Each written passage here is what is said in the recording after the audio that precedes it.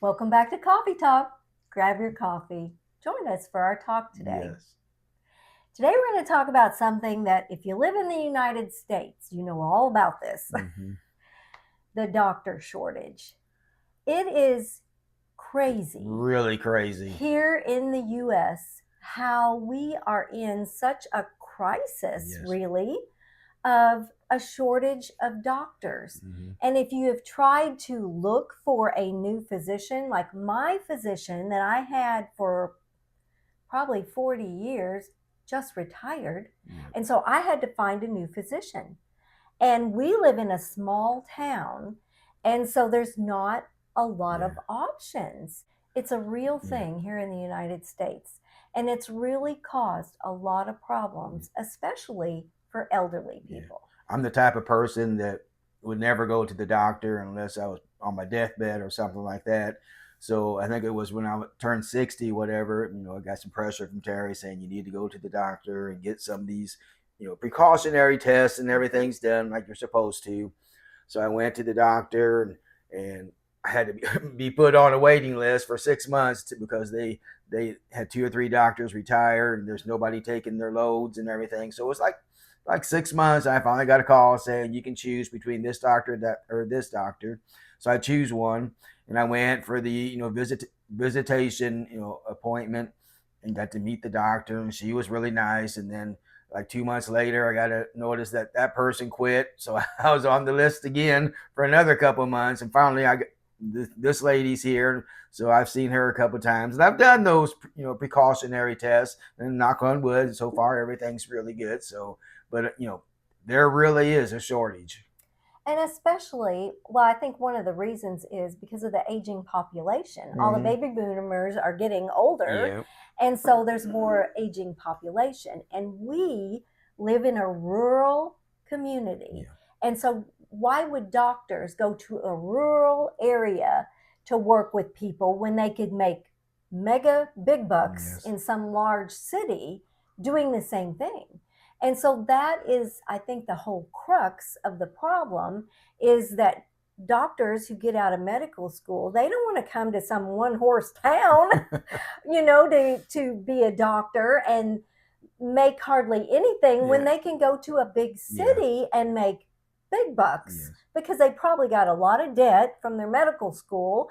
So it's just a vicious Yes, it cycle, is. and it affects people like us Yes.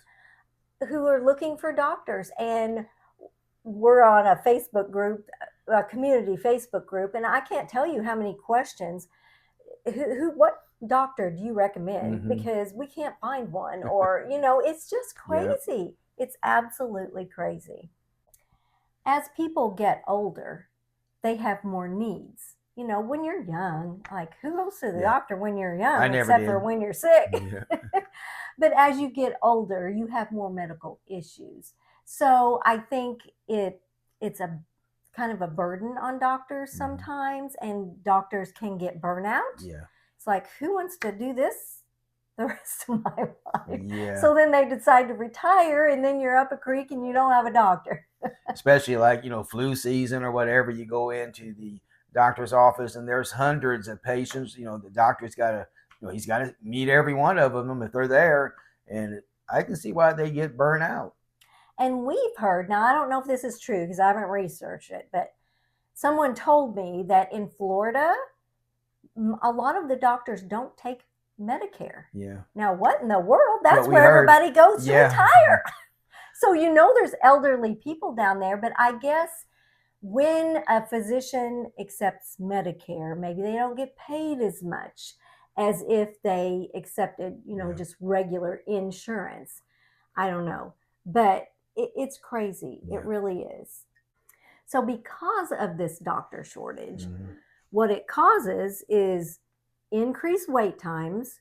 Like he said, he had to wait over 6 months for an Yeah. appointment, met her, and then she quit. He had to wait again. So you just have all these wait times. Yeah. And then when you live in an area like we do where doctors are limited, your healthcare cost may be more than someone who lives maybe in a big city Yeah. because the doctors have to charge more in able to, make their living Yeah. or whatever. And then living in this rural areas, we do, you might get a lower quality of care. And what it might come down to eventually, if this doctor shortage continues, is they may be doing more telehealth. And, I'm all for that. I think it's a great alternative. But there are people like my mother, for instance, I took her to the emergency room. She had pneumonia. She was very sick. And she didn't get to see a doctor. They had this little robot thing come in, and the doctor's face was on the screen, and he asked her a bunch of questions, and then the robot thing wheeled out, and she's like, well, when am I going to see the doctor? I said, that was the doctor. Yeah. And it's very impersonal. And so especially elderly people, they like face to face. Yes. They like the connection with their doctor. And so I think it's going to come to more, we'll just have to do telehealth because there's no doctor available. And for our small town, we do have a hospital. It's only like 100 some beds. Not very big. It's not a big hospital at all. And so they have trouble finding ER physicians.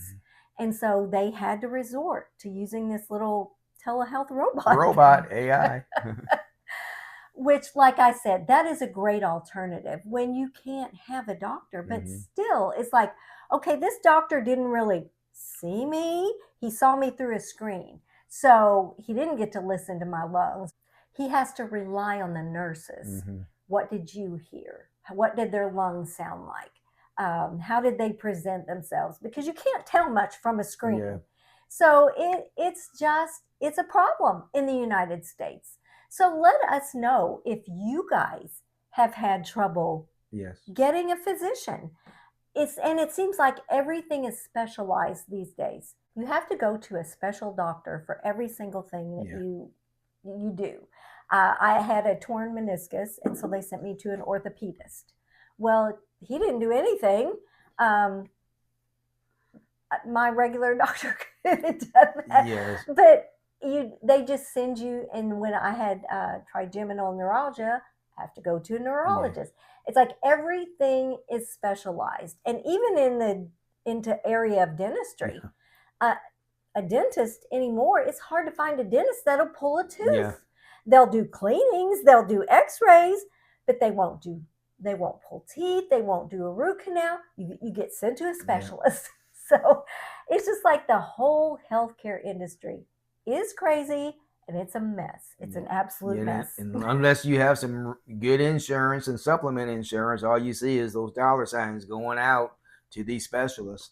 So we wanted to talk about this today because it is a real thing here in the United States, and there is a real doctor shortage, and it's caused a lot of issues.